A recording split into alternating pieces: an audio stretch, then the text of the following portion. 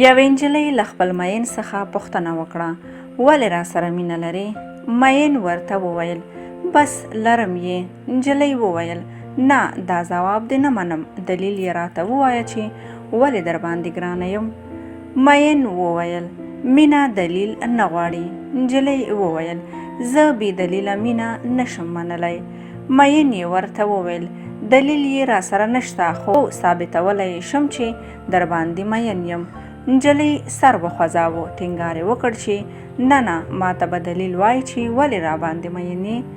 مین ځواب ورکړ: ځکه چې ښکلې یې، شیرین غږ لري، چې خوږې خبرې کوي، او چې روانه یې نو د غره د غیږې د سیند غوندې د مستۍ او پاکۍ کاروان در سره بهیږي. نجلۍ د خبرو خورا خوشحاله کړه او مین ته یې وویل: اوس مې ومنلې چې مین یې. له بده مرغه څو ورځې وروسته نجلۍ له بامه را پرېوته. پښې یې ماتې شوې، پوزه یې ماته شوه او غږ یې تت شو. مین یې پوښتنې ته ورغی. دا بېهوشه پرته وه. ده ورته لیک ولیکه او د دې تر بالښت لاندې یې کېښود.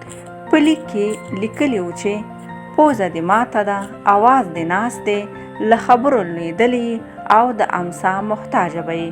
نو که مینه په دلیلونو وي، زه باید ته ووایم چې را باندې ګرانه نه یې. خو شکر چې مینه دلیل نه غواړي او ته مې بیا هم د زړه سلطانه یې. هوس مري خو مینه نه مري. هوس وایي ضرورت درته لرم ځکه را باندې ګرانه یې، خو مینه وایي را باندې ګرانه یې ځکه درته ضرورت لرم.